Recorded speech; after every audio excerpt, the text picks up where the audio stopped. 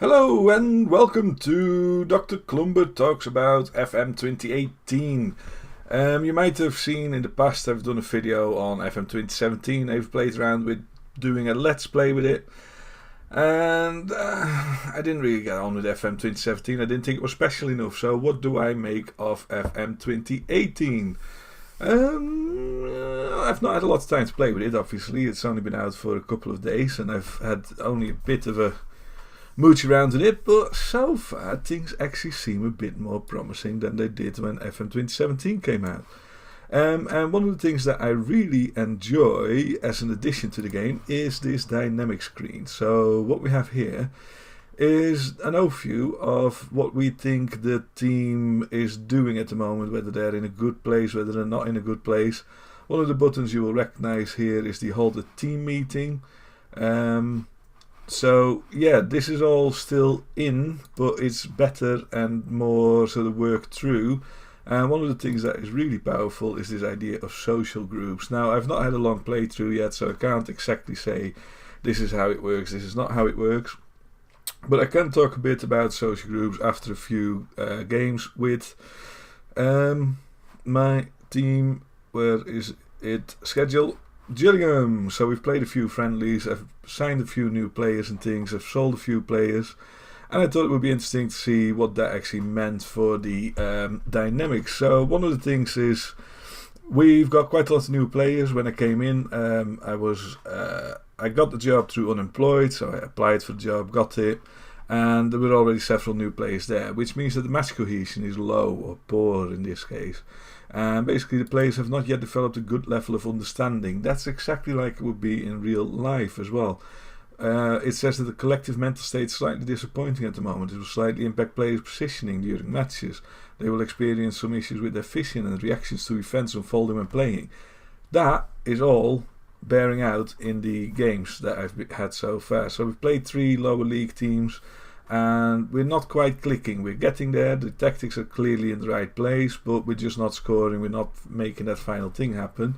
And a lot of that I think is to do with this match cohesion, so that's a very interesting aspect.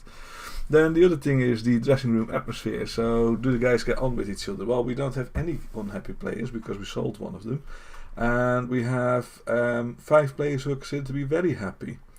So we have many players who share a nationality. There's another thing there. So if you have a lot of foreign players, it becomes more difficult, and you get these cliques and things going on. Then the other thing that I noticed straight away, because I was cheeky and started off a game, it was with Sheffield Wednesday, my local club, and I just took the job and I didn't set up a very good manager for Sheffield Wednesday, and my God, was managerial support low, to the point where they literally did not listen to anything I had to say in the pre-match or in the match talks or anything like that. They just completely ignored me, which actually means that whatever you do, they're not going to be playing for you, and that is really a big thing, I think. So the social groups are very interesting, because here you see Gabriel Zakwani. Now Gabriel started off in the top group, but basically became a B group player, even though he's my captain. So what's going on there? Well, the A group is actually the core social group, I should say, players who are pulling together and like where they are, etc, etc. A lot of these guys were already at the club as well. Then Sakwani has had a bit of a hiccup because I sold a player. He was already on the transfer list. I'm still getting confused because I've not played for so long. But yeah, I sold Lee Martin to Plymouth, and he felt I didn't get enough money for him, this, that, and the next thing, not enough quality. Well, in actual fact, I swapped Lee Martin, who's a decent player, don't get me wrong, but plays in a position that I don't really need in the attacking midfield, for Ryan Flynn from Oldham, who plays in a position I did need. And actually, I think Ryan Flynn is probably a slightly better player. And the other thing is, he's a bit cheaper as well. So I think I made a good deal there. But the effect of that was that Gabriel Sakwani, who's considered a team leader and a top influencer, wasn't very happy with me. And that is interesting. So he's dropped out of the main group and is now considered the leader, if you like, of this other group, which actually has got players in that play, like Luke O'Neill. So what you see here is players that play regularly, I think, I'm not quite sure yet, But if I'm not mistaken, these white players play regularly, orange players have played quite a lot, and then black players are not considered first team players, which is weird, because... Is that right? I think it is right. Yeah, I think that is right. But then here we have S. Nelson, who is my keeper, Stuart Nelson, and has been here for ages, and he doesn't feel like he's part of any group anymore. So, that could be a problem in the future. If you look at my goalkeeper, doesn't feel like he's getting on with the rest of the group, probably because he's a bit older than all the others. I might have to think about swapping him. Well, fortunately, I've already got a goalkeeper in who I think will be a good replacement for him and who's in the core group. So this adds a whole layer of things that basically give a whole new dynamic to the game. And I've not played along enough yet to see how it would work out and what sort of impact it has, but it does certainly seem very interesting. Oh, maybe this is what it is. So white is highly influential, orange is influential, and yellow is team leaders. So there we've got Stuart Nelson and Sakwani. So I could have a problem because my team leaders are actually not considered part of the core group. How do I fix that? I'm not sure. We'll have to see how that goes. I might have to get a different team leader. Here we find out what's wrong with Stuart Nelson. So one of the team leaders is approaching the end of his career. Should he retire soon, he will sorely miss his leadership. Yes, that is probably a problem, but then hopefully a guy like Max Emer or Emer can step up and fill that hole, because he's been with us for a while and he should be a pretty good player. Equally, we've got Jake Hessenthaler, who's Andy Hessenthaler's son, who I believe is a legend at Gillingham, and he should be able to fill that hole as well. And then we've also got Mark Byrne again, who's been with the club for a while now, a season, so he should be able to do things as well. So you can see that this is actually important, and you want to try and avoid upsetting the apple cart really by getting rid of players that have that influence. I suspect if you lose your influencers, your leaders, that's going to cause problem in the team. And I've already got low leadership in my group, apparently, according to Alan Kirbysley, who I hired as the assistant manager. So we've got social groups, we've got a happiness thing. And again, this is a new and very improved screen, in my opinion. Quite frequently you think, why are guys unhappy, what's causing them to be upset, etc, etc. And now we've got this wonderful screen that gives you an idea of what's going on. So if they feel they've been treated unfairly, presumably this column here will go orange or yellow or whatever, and they'll get unhappy about it, right? If they feel that the training isn't going well for them, they will get unhappy about it. If they feel the club isn't run properly, they will get unsatisfied. So that's where Gabriel Sakwani had a dip, because he felt that we were actually selling the wrong players. Management and playing time. So am I talking to them regularly? Am I keeping them happy? So let's try that now. Let's have an interaction with him. I already had some interaction. There you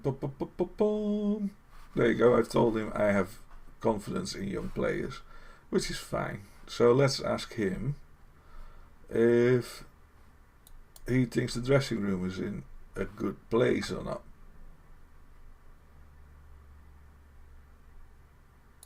Yeah, give me advice. Okay. So he says it's fairly average rather than good. He's probably right. I'd say that this point to hear that. Is there anything we can do to improve matters? When you've got as many players struggling to fit in as we have, there will always be some issues. Thanks, I'm extremely grateful for your input and I'll do my best to resolve matters. Right. I'm glad to have been of help, etc, etc. Now, hopefully, that means that his interaction will go up. Now, he already had a green arrow, so I'm not sure why that was.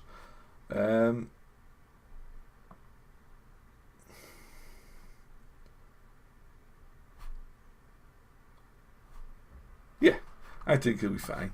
So, ooh, look at that. Relationship distant. Not particularly impressed with you as a manager. Okay, and then I brought in a youngster. Be curious to see how he feels on the grounds that I've just brought him in, if I can find him. This fella. Player holds no real opinion of you. Okay, but I brought him in and that's that. So you can see that this is a lot more intense and frankly a lot more complicated now than it was. Now generally that scares me a bit that it's more complicated, because one of my problems with the game is that it's been getting more and more complicated without adding anything. Having said that, one of my biggest issues with 2017 was that my dressing room would just blow up for no apparent reason really, and I had no real understanding of why it did. And what this new interface does is hopefully try and resolve that as an issue. So I'm quite pleased with that.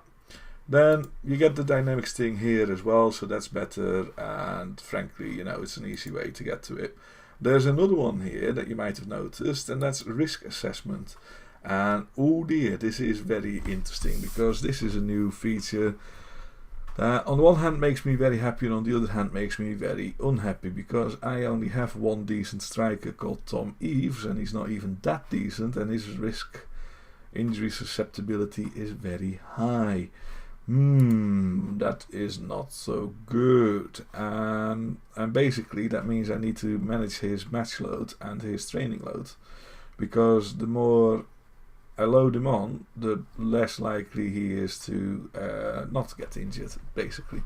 So that is another screen, and I believe we have a I